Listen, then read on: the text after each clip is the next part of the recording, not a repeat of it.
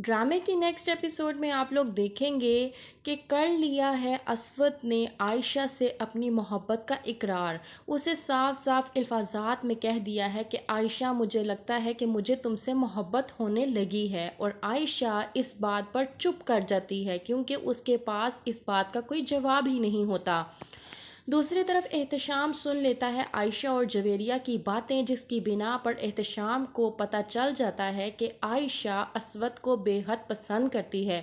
اور صرف پسند ہی نہیں کرتی بلکہ اس سے بے حد محبت کرتا ہے۔ وہ تماشا اپنی کردار کو صاف کرنے کے لیے عائشہ کی کردار کشی کرنے کی کوشش کرتا ہے، اور سب کے سامنے کہتا ہے کہ پوچھیں اپنی پاک باز بیٹی سے کہ کیا یہ کسی کو پسند نہیں کرتی۔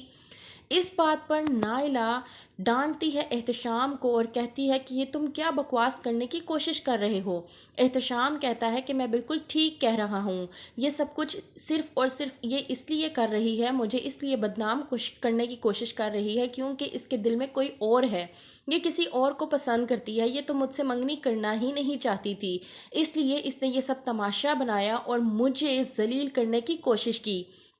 اس بات پر عائشہ بے حد چپ ہوتی ہے اور چپ چاپ احتشام کی تمام باتیں سن رہی ہوتی ہے۔ وہیں پہ نائلہ احتشام کو کہتی ہے کہ بس کر دو اب اپنی یہ بکواس۔ احتشام کہتا ہے کہ یقین نہیں ہے تو اپنی بیٹی سے پوچھیں۔ وہیں پہ جویریہ احتشام کو دیکھتی ہے تو احتشام کہتا ہے کہ میرا آج سے عائشہ سے رشتہ ختم، اور یہ صرف اب کے لیے نہیں بلکہ پوری زندگی کے لیے میں اپنا اور اس کا رشتہ ختم کر رہا ہوں۔ میں اب عائشہ کے ساتھ مزید کوئی رشتہ نہیں رکھنا چاہتا اور نہ ہی کوئی نیا رشتہ بنانا چاہتا ہوں۔ دوسری طرف یاسمین اور اسود بات کر رہے ہوتے ہیں کہ عائشہ جیسی لڑکی ہے ہی نہیں۔ وہیں پہ اسود اپنی ماں یاسمین کے سامنے عائشہ کی تعریف بیان کرتے ہوئے کہتا ہے کہ اللہ تعالیٰ نے اسے بہت سی خوبیوں سے نوازا ہے، اللہ تعالیٰ نے اسے بہت سی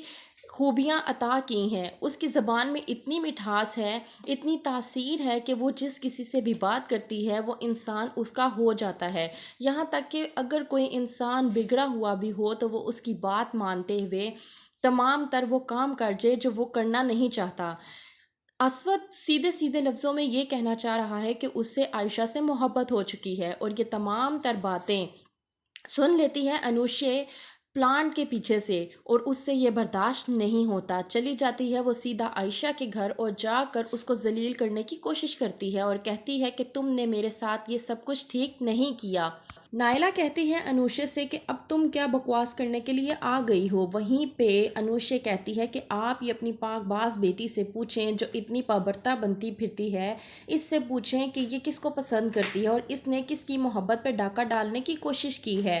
وہیں پر عائشہ چپ ہو جاتی ہے تو انوشے چلا کر بولتی ہے کہ پوچھیں اپنی بیٹی سے کہ یہ کیا اسود سے محبت نہیں کرتی، کیا اس نے میرا گھر تباہ و برباد کرنے کی کوشش نہیں کی۔ وہیں پہ عائشہ ہو جاتی ہے بے حد پریشان اور جاتی ہے اسود کے ساتھ اسود سے انوشے کے بارے میں بات کرنے کے لیے، جاتی ہے اسود کے پاس اور کہتی ہے کہ انوشے اس طرح سے ہمارے گھر میں آئی تھی اور اس نے مجھے اس طرح سے ذلیل و خوار کرنے کی کوشش کی ہے، اور اس نے یہ بھی کہا ہے کہ اسود یعنی آپ مجھ سے محبت کرنے لگے ہیں۔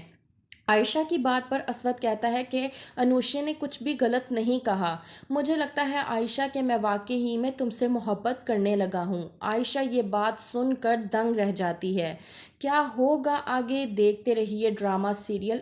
عائشہ۔